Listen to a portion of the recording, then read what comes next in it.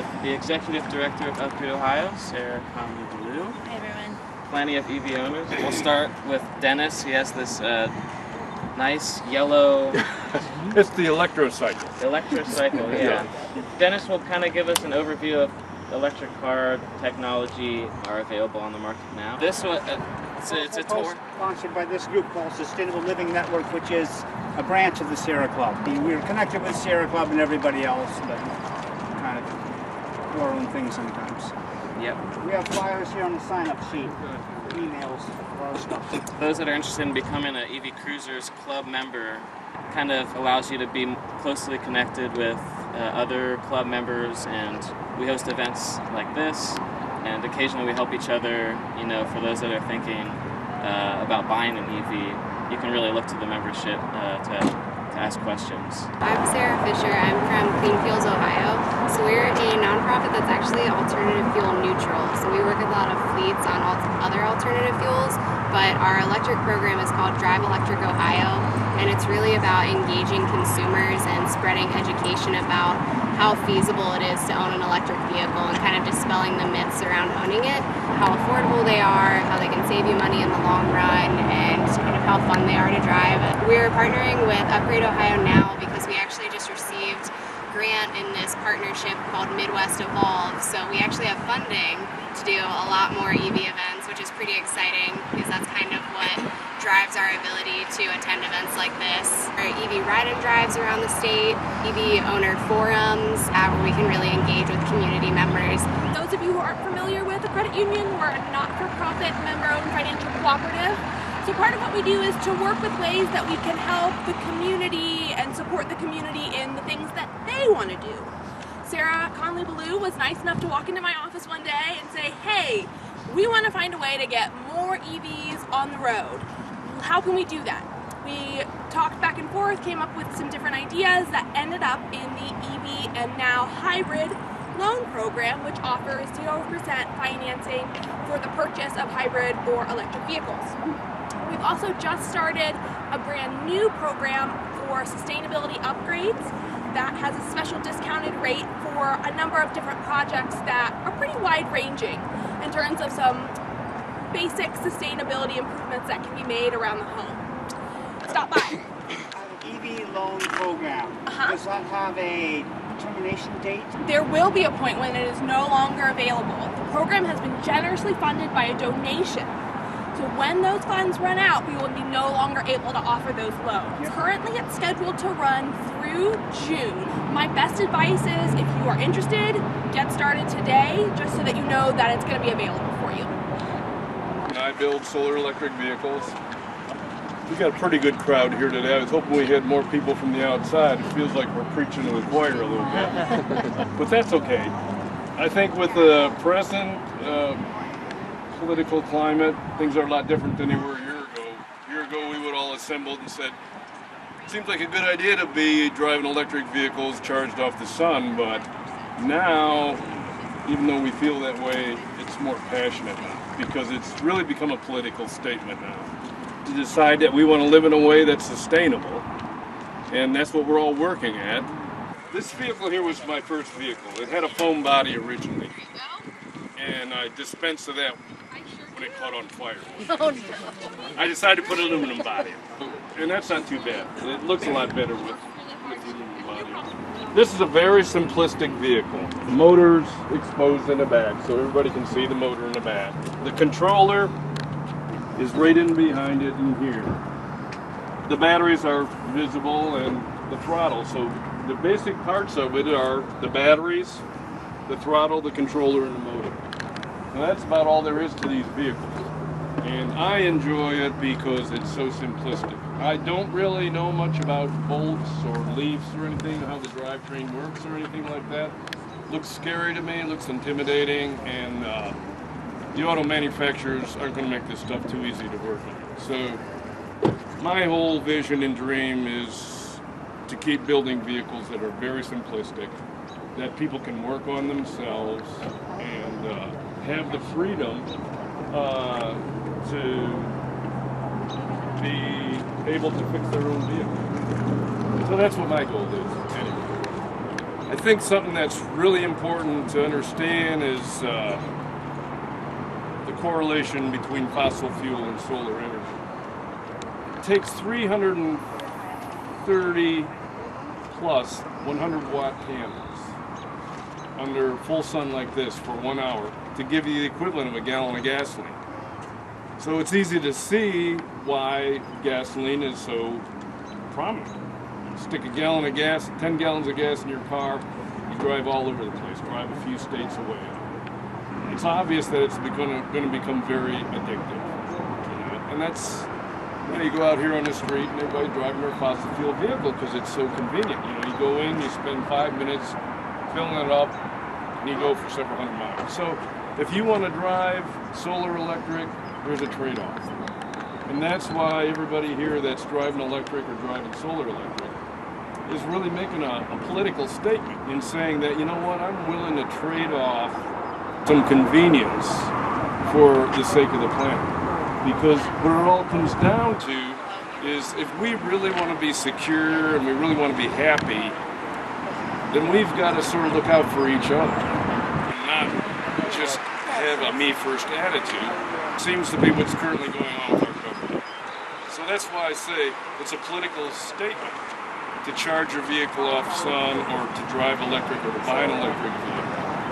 Because you're saying, no, we don't want to do things that way. We want a world that's sustainable, and we're willing to make the trade-offs and sacrifices. I live off-grid. I have a car. It's got 300 watts worth of panels on it and stuff, but that's not enough to do a whole lot of good. I have a charging station down there, and it absorbs the charge during the day, puts it in the batteries, then I drive in it in the evening, download the charge through an inverter, in through my battery charger, then charging up the batteries in the car. So for a couple of years I did that, and I thought, oh, that's cool. These fans all running and whirring and stuff, they're all powered by the sun, that's cool. And then after about 2 years, I couldn't stand the fans going anymore. So last summer in Tupper's Plains, which is where my shop is, I built a charging station, and now I'm direct charging the same vehicle directly off the sun. So I directly charge off the sun into the batteries. And that feels real good. As a matter of fact, the first day I did it was so quiet, without those fans all whirring and stuff. After about 3-4 hours, I went out to the vehicle, I thought, oh, it didn't work, It didn't make any noise, So I took it up and plugged it into the grid, and sure enough, it only charged for about 5 minutes. The charger was topped off. So I think direct charging is a cool way to go about doing that. So it's more efficient. You're not running through an inverter and then through a battery charger. You're not running from DC to AC to DC again. So you're just directly charging off the panels.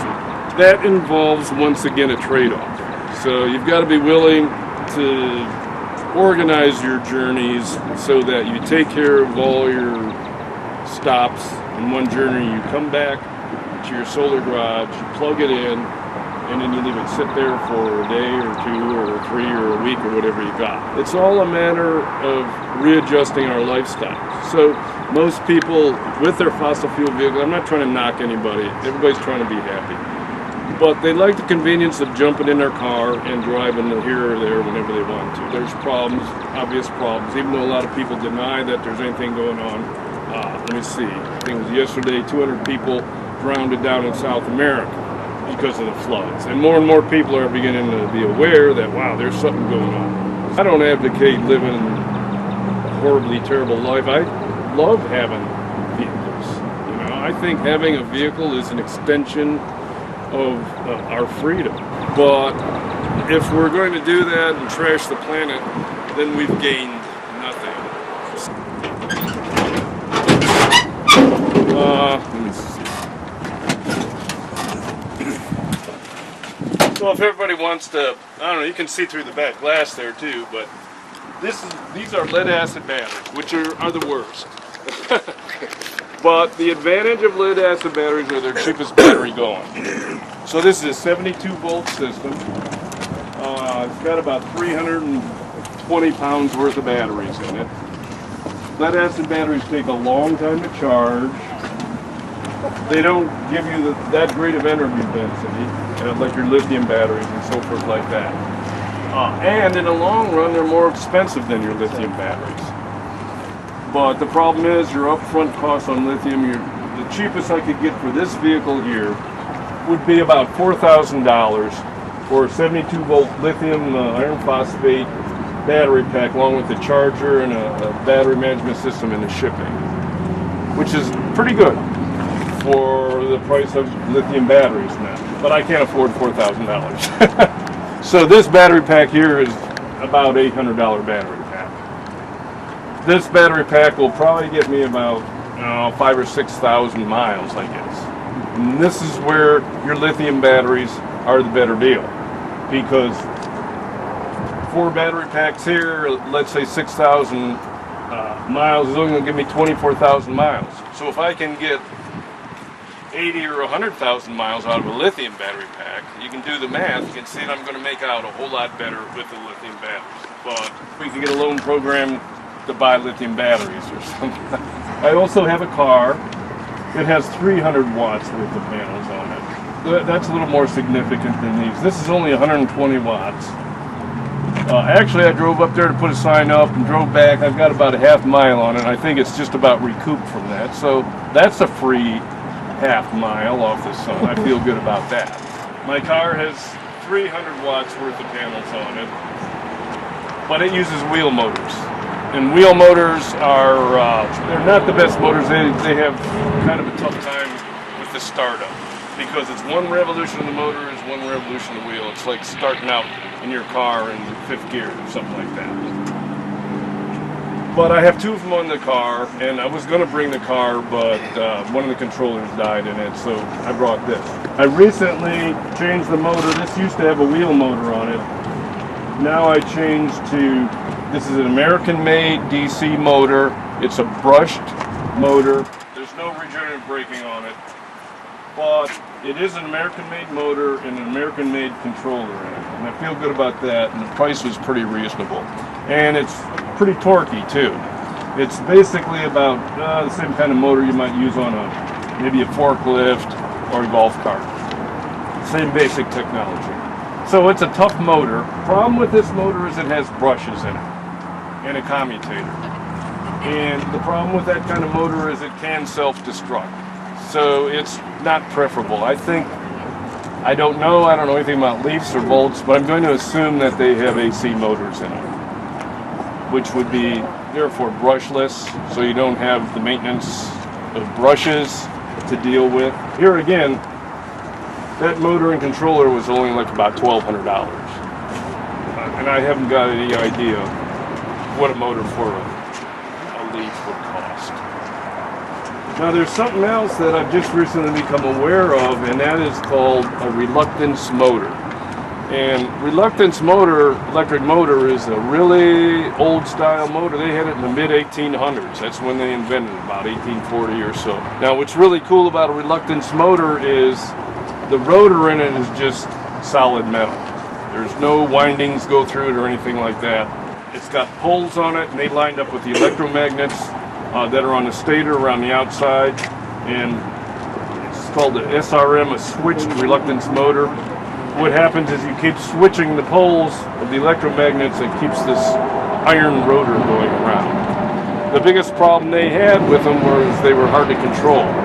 And I imagine, 120 years ago, their controls were not very sophisticated. So now, this is a problem that's being overcome, and the reluctance motor is showing signs of being the up-and-coming motor for electric vehicles. For one thing, it's extremely cheap to produce. If you go to buy a motor for some of these vehicles now, you might be talking $5,000 for an electric motor.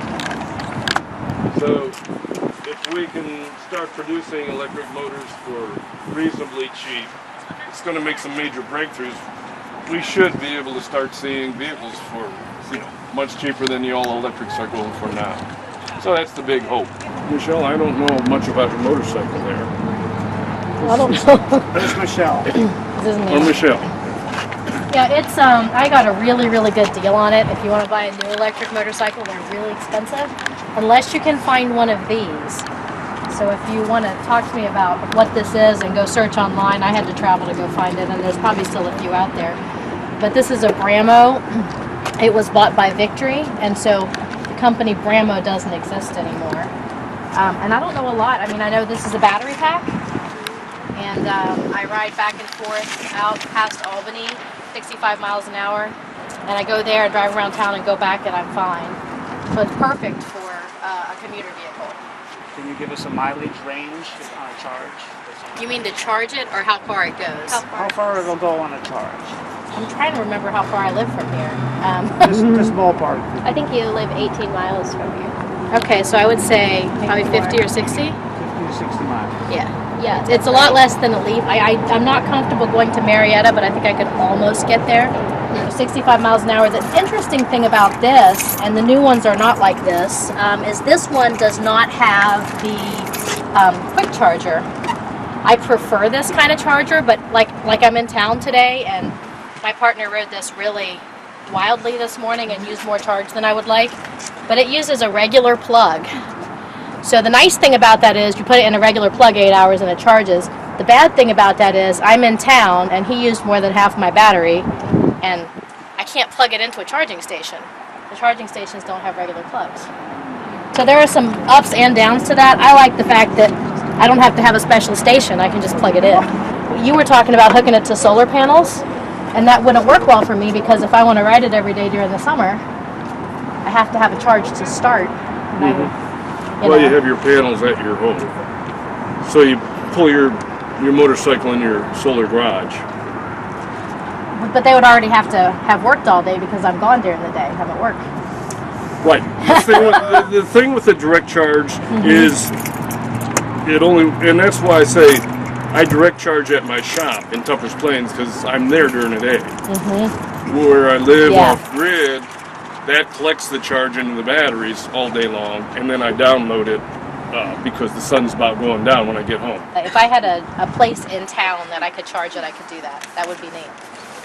That would be real, but it takes 8 hours, so it takes a full It's an 8 hours. 8 hour to charge it? Yeah. How much did we figure it was a mile?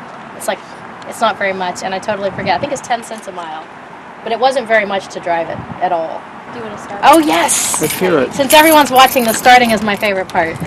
So you have to listen really close. It does actually make a sound. They engineered one.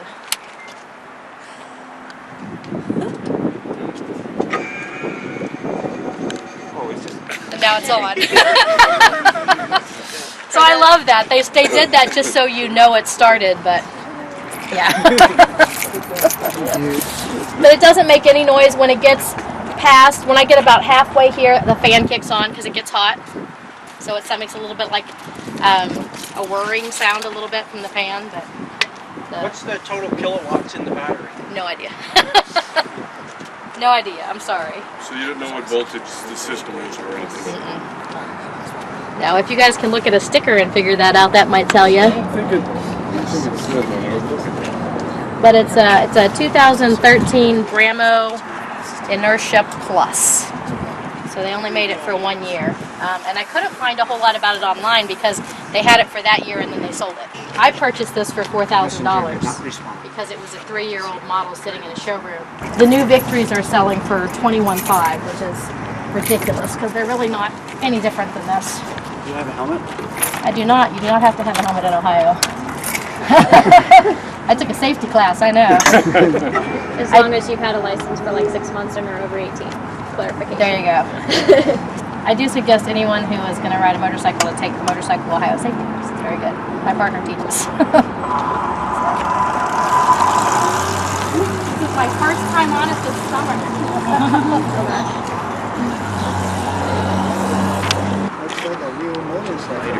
Yeah, it does. Well, it's got all those It's batteries. a lot of fun. You have to make one of those guns. Go 65 miles an hour. Yeah. Now for clarification, if you cross over into West Virginia, you do need a helmet. So, that's really close, but... Is it lighter than a normal motorcycle? It's like between 300 and 400 pounds. It's about 600 pounds. There's a nameplate here. Because I can pick it up off the ground. 161 kilograms, 354 pounds. Okay. Yep. Where did I 354. say there. 6? Oh, that's the gross. That's the gross weight with passengers on it and stuff. Okay. Yeah. That includes me. Challenging thing about it is because it's electric, it doesn't have gears. So when you pick up a regular motorcycle, if you drop it, you put it in gear and you can push it up. You can't put this in gear. So you have to find a way to hold the brake and try to, which I find really challenging, but I think if you're probably more experienced. Drop it. You're not supposed to drop it. Well, but you can drop them. You can drop it. My daughter's making fun of me. She's a motorcycle rider. So that's it. I don't have anything else. Thanks for sharing, Michelle. So it's a plug-in hybrid like a Chevy Volt or any of the other plug-in hybrids that are available. It's got about a 20-mile range of electric mode and then 14-gallon gas tank at about 39 miles a gallon. This is a 2014. They started making them in 2013. They're still making them. It's got a smaller onboard charger, so it does take about 2 or 3 hours to recharge the small battery. That's about it. Awesome. Yeah, and this is a what model is this? Ford C-Max. Ford C-Max. They have a hybrid version and then the plug-in hybrid version. The hybrid is not plug-in. That's correct. Yeah. This is the plug-in version. This is This the is plug-in. as far as they've gone for electric EVs right now. I don't really follow Ford that closely. I know they have had the Ford Focus EV, and I'm not aware of any other plug-ins that they have. Where's the plug? Right here. On the side. It's like the Volt. Okay. It's all plug-in. How long have you had it? It's August of last year. It was a lease return, so we put about 16,000 miles on it that time. What's the variation in the range?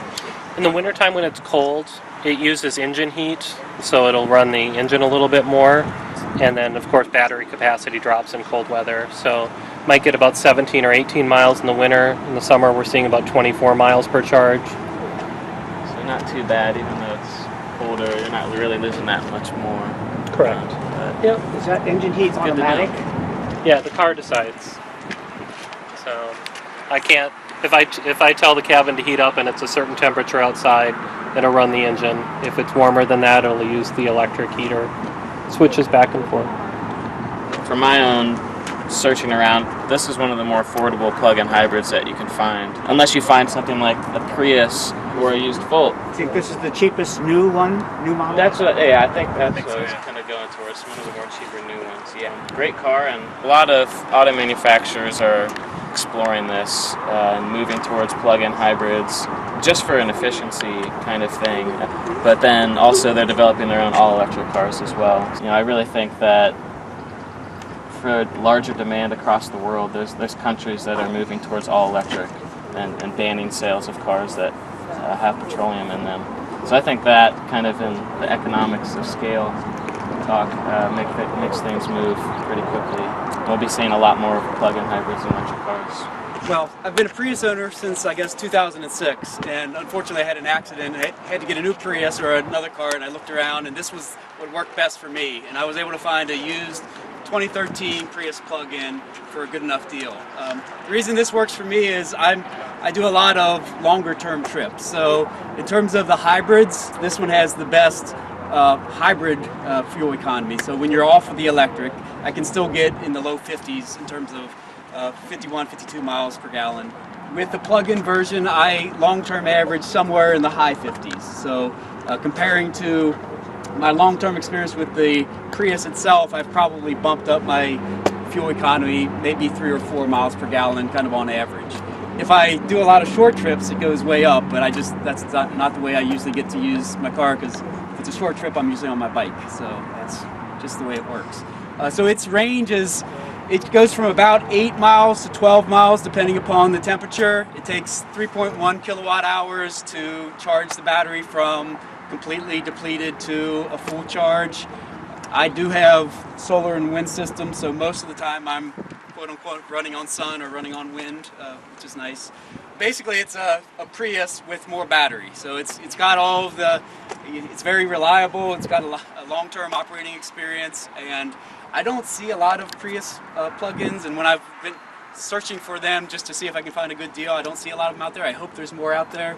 They actually stopped building them for, I think, just one model year. There's a 2017 model year out with twice the range about and some other advancements. So if you're looking for a new car and you have the money, then the Prius plug-in new version 2017 will have 20 to 25 mile range instead of the Prius Prime. But it's been a great car for me. This one I've had just for about a year. Toyota make a all-electric, So only plug-ins. Yeah, I don't know of a Toyota that's full electric, but No, it's just the plug-in and standard hybrid. Yeah. The only car company in this country right now that makes the all-electric beside the Tesla is the Bolt. it's about And okay. that Bolt is going to be available throughout the whole country until fall. They're bringing it out a few states here and a few states there. The closest you can get one is to go to Maryland and get one. Okay. How about the Chevy Volt or Bolts? Volt is the hybrid. No, Bolt, yes, Bolt. Volt is the all-electric. Yeah. Right. So there's another U.S. company that's making all Oh, electric. the Volt's the hybrid, but all-electric is the Bolt. So Chevy's Right. making both, but as far as all-electric, the Bolt is the only other one than Tesla's that you know. So Chevy's the only one that's really hot and heavy in the all-electric cars right now, where the other ones are just plug-in or We'll get to hybrid. the Volts later. So it should be noted the Nissan Leaf is all electric. And it's not made here. That's what I'm saying. It's the only Oh, I other see. American car company making it electric. It's the Bolt. Yeah, It's made in Tennessee. Yeah, right. So I mean, it's not an American company, but it is. It's Yeah. definitely made in America. Yeah. And the Volt isn't actually a hybrid; it's a dual drive chain. So it has a all gas and a all Well, electric. presently they are. Presently there, and But he's saying there's a new model coming out which is all electric. I don't know. I haven't heard the that. Bolt. Yeah, Bolt. B Bolt. versus V. Yeah, Bolt. Yeah, It's it's already- amazingly confusing, but it's actually really cool. Yeah. It's B-O-L-T, not V-O-L-T. Bolt. Yeah. Yeah. This is a 2012 Mitsubishi i-MiEV, which stands for Mini Electric Vehicle. It was the first all-electric vehicle that was allowed on U.S. highways because back in 2012, it was the only one that could go more than 35 miles an hour. So there were other electric cars around, and there was a gentleman here in Athens that did have one, but he could never get on Route 50 because his car wouldn't go over 35 miles an hour. So this is the very first one that was U.S. Highway legal. When it first came out, I could get about 65-mile range on it. However, because of my extra weight now, it's about 35. So I've been doing some experiments. I've added two 320-watt solar panels onto the roof here. And the solar panels are the charge, the 640 watts is controlled by this charge controller by Renogy. And it controls the charge of power into the 4 gel batteries that are 150 watt amp hours each. Those are lead-acid gel batteries. Yes. The batteries hold the charge, and then the inverter converts it from DC to AC, and then I can plug the car into the inverter and it charges the car, and therefore it's extending my range a little bit more. So unfortunately, the trade-off with the extra weight is that it's reducing my range because of the weight, but I'm increasing it because I can charge without having to plug in. So it's a little bit of a trade-off. Are you coming out ahead then on the whole? No. Now I do have 28 solar panels at home that are grid tie connected. So when I plug in at home, I'm being charged from my solar panels at home. So it's not causing my electric bill to go up at all. But the nice thing about this is whenever I'm out traveling, I can charge my car without having to worry about finding a place to plug in. And the reason that I did this was because a few years ago, about 4 years ago, I kept getting in trouble and being threatened with theft of service when I would plug in. When I worked at McCracken Hall, I'd plug in behind Putnam Hall, and I even had an OU police officer threaten to charge me with theft of service because he said it was illegal to plug in, even though I had permission from facility services. I've had people unplug my car. They've left notes on the windshield saying that I was stealing electricity and why should the students have to pay for it.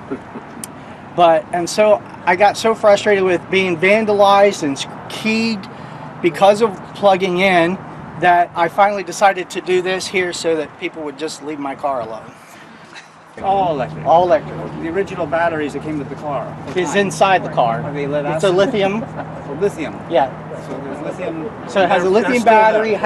It will hold 16 kilowatts. So without all the extra weight, originally I would average about 3.7 miles per kilowatt The charge regulator that you have, how does that work? The charge controller? Your charge controller, rather, yeah. The charge controller, all it's doing is controlling the charge from the solar panels into the batteries. Okay. So once the batteries reach maximum capacity, the charge controller shuts it off. Okay, shuts the panels off. Okay. So this is very similar to an off-grid solar system, is all it is. Right, okay. Do the panels cool the car at all? Actually, they help keep the rain out. Yeah. So why don't you just charge the existing batteries with your solar panel? Because I'd void my warranty. I have an 8-year warranty on the battery. So you have to plug your inverter into the charging port. No, actually, I plug the car with the plug-in here and then just plug it into the inverter. So there is a power loss when you're going from DC to AC back to DC. So I do have a power loss, but I don't have the skills to get into and directly wire right into the car's battery.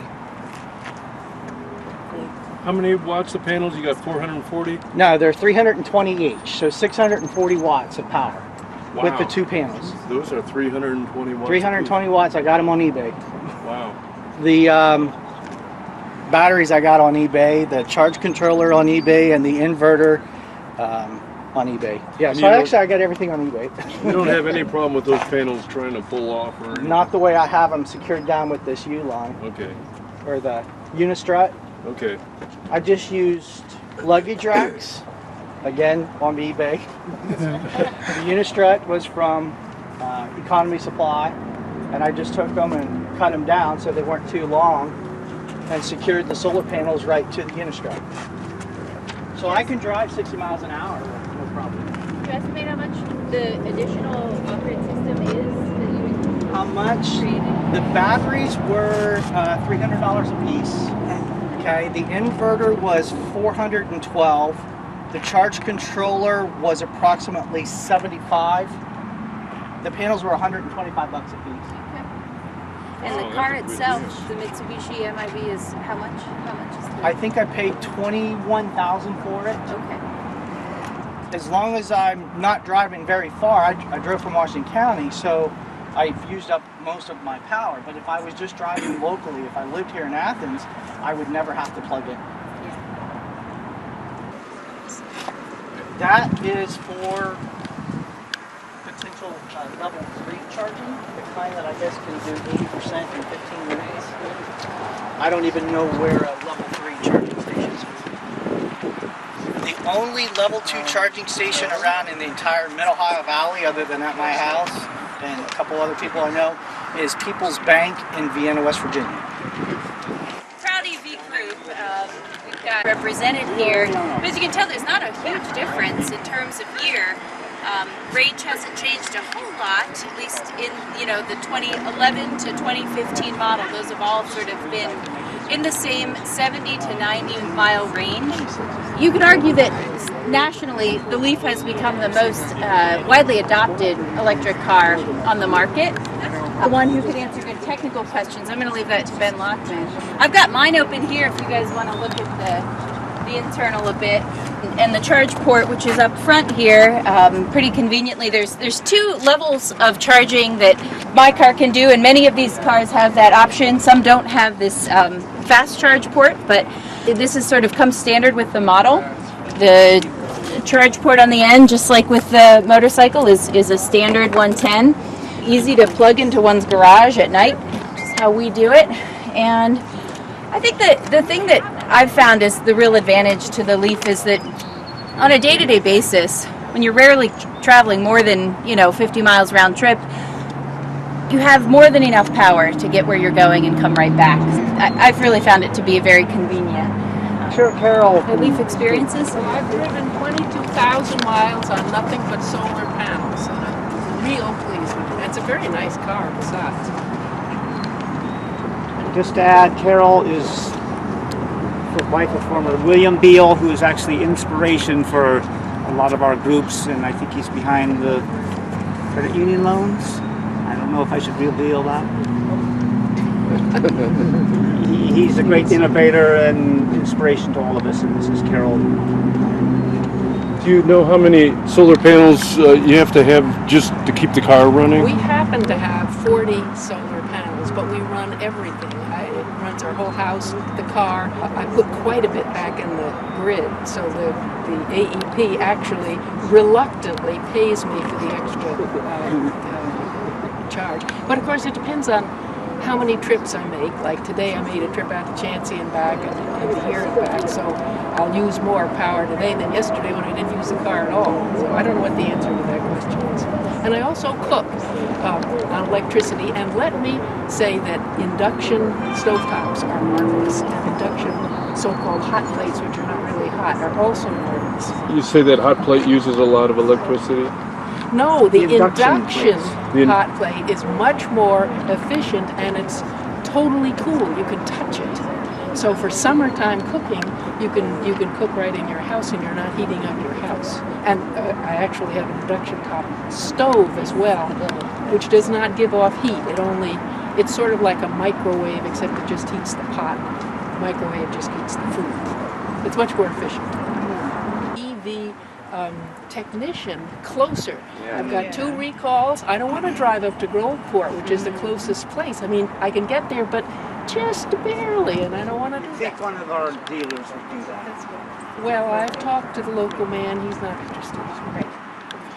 It's a pretty big lift, I think, for dealers to hire an EV technician. $30,000, he says, it would cost him. And of course, the thing is, leaves never have any trouble. So he's not going to get much money, except I did have a squirrel make a nest in my intake, and he did fix it. The local man did fix it, but it cost me $230 to have it fixed. If I could build onto that, with my Mitsubishi i-MiEV, my closest dealership is in Canal Winchester, because my local Mitsubishi dealership in Parkersburg, it's not cost effective for them to pay the $10,000 to become an i-MiEV certified technician, because there's not enough cars to warrant them paying that excessive fee. Sure. I'll have my car 5 years come May 17th.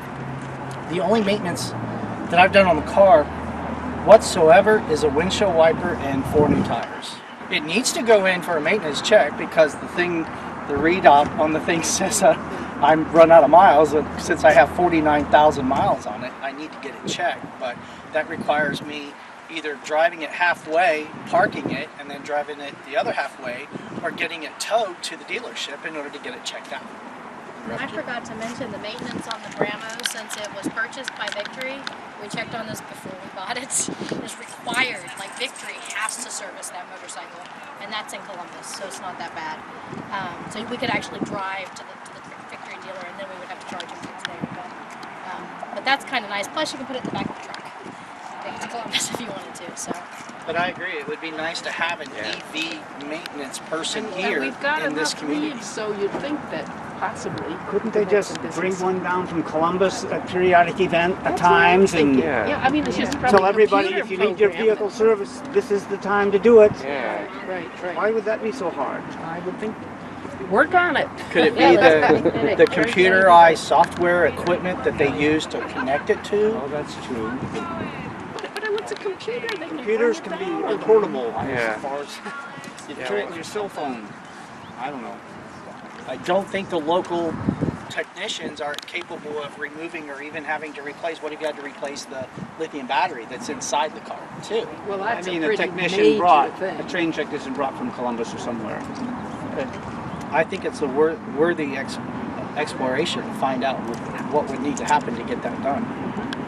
Well, it seems like just the checking part, because we're required to check yearly the battery and everything for them to honor the warranty, which is actually quite good.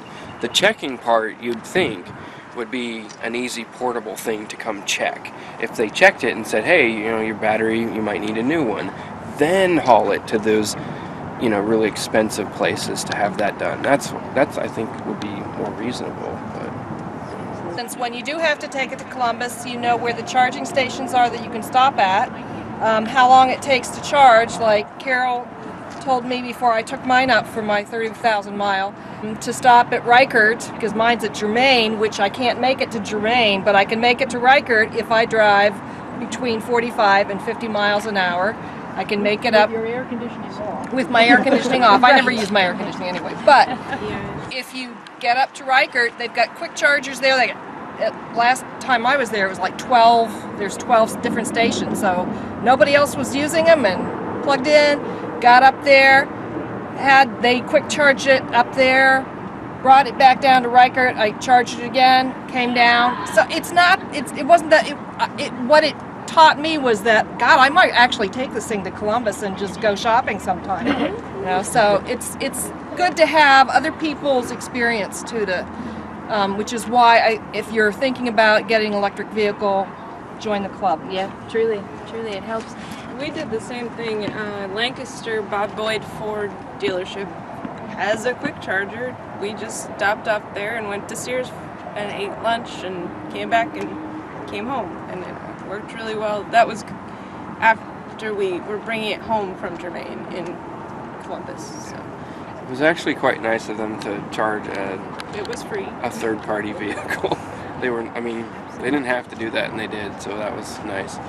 And I don't think it was a quick charger. I think it was the level 2 charger, but it was still like charged back up in 2 hours. It was a couple hours. So window shopping, ate lunch, and we were good to go again. So We really see this too. I mean, in terms of opportunities for the shops and destination points along the 33 corridor, if say Logan or the exit for Hocking Hills had a fast charger or even a level 2 charger, that really does drive business there. And in fact, there is a charging station at the inn at Cedar Falls up at the Hocking Hills. So if you make it that far, you can charge there and take a nice hike and then keep going. There's also one at the Energy Institute in Logan, Ohio. It's owned by Hocking College, so that's another stop one could make. You do need to kind of call ahead. There's also one in Canal Winchester, I think, at the CVS. So Walgreens. there are a couple of I really do see this as a huge opportunity that Route 33, develop its infrastructure for cars like ours. So that's definitely on the list. I was going to say there's definitely opportunities for this club to be a large body of force to say, like, we would like to see fast chargers along 33. And there's real people like our representatives, like Sherrod Brown, who last year introduced a bill called the Electric Vehicle Credit Act. Didn't really go anywhere because it was introduced really late, but that was supposed to give employees charging credits, tax-free. And that's something that employers could kind of grab on and offer that to their employees. There's so many opportunities, and if we keep growing this club, the stronger we'll get and the larger voice we'll have to really build what we want to see, especially along the 33 corridor from Columbus all the way down. So. Do you have any idea what it costs to install a charging station? Suppose Nelsonville wanted to put a charging station in the downtown area, so that people could come in, plug their car in, and shop around the Public Square, have lunch, whatever. Yep. What would it cost? Well, I've done it. The level 2 charger that I bought at Home Depot for $749. And then I bought a $100 roll of cable of 13.3 and ran it from my electric box up through and down to plug it in. So I think I spent maybe $850 plus connectors and did it myself at home. Usually it's like $5 to $6 grand is what it costs for a municipality to put one in. Any business can install a level 2 charging station and make it available to anyone. It's just a matter of having it hooked up to its own double pole breaker. That's all it took for mine, was a double pole breaker. That was it.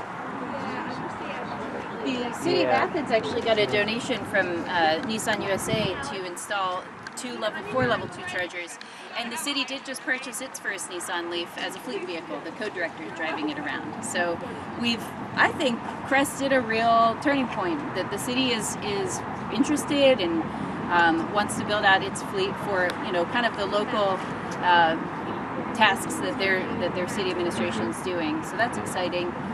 In terms of a DC fast charge station, my understanding is those are anywhere between $18,000 and $30,000. Again, depending on, do you have to trench it? Does it need a whole new, electrical infrastructure in order to install it? Those things are barriers that the city and other municipalities are going to have to figure out, but it's definitely in the realm of possibilities. Nelsonville is also, I agree, a great site because of the square. They really are trying to be a destination off the highway.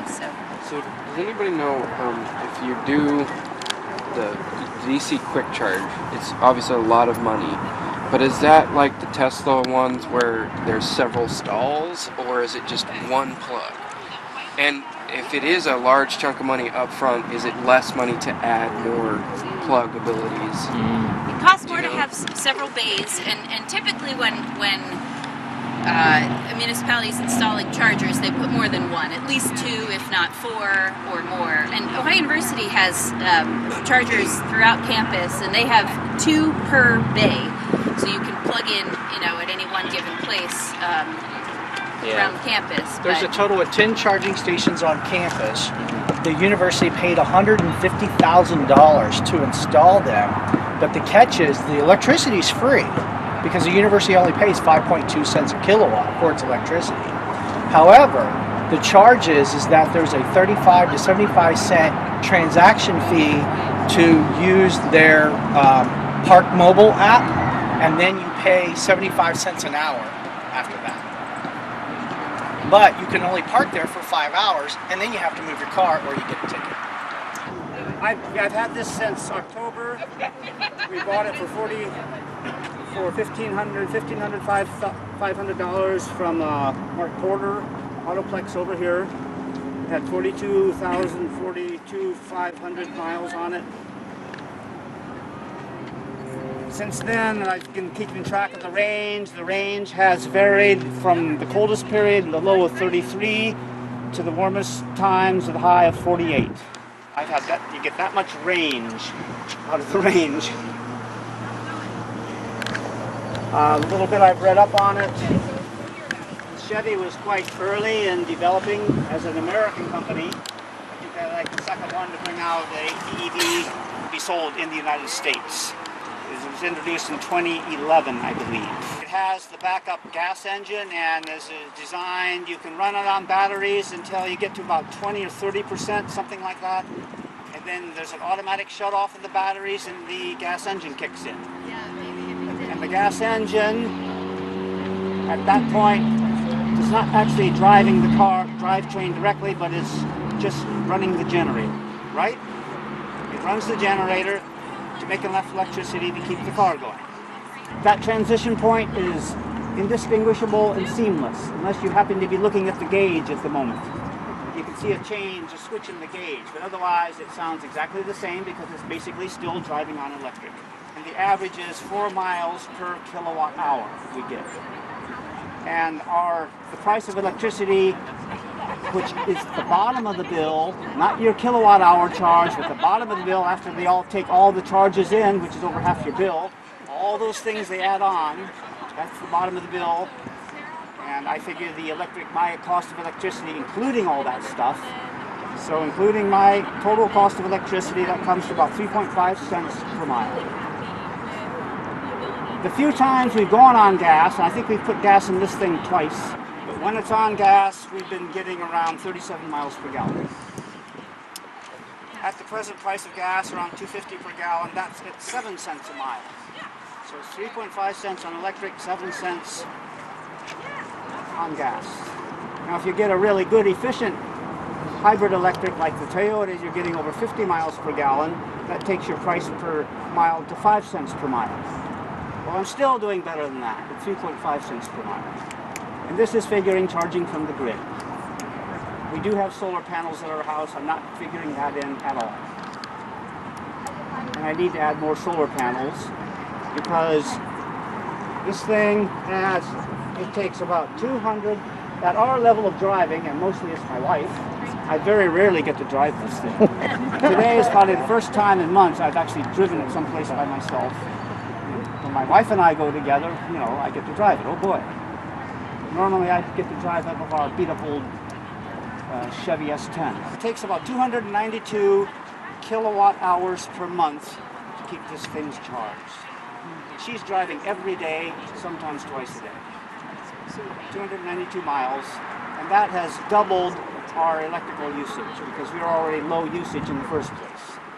So we're in the market for a new set of solar panels this year. Running away from dogs and all that, one approach would be to electrify the bike, and it's like adding a second rider to your bicycle without the weight. I mean, a second pedaler, I suppose.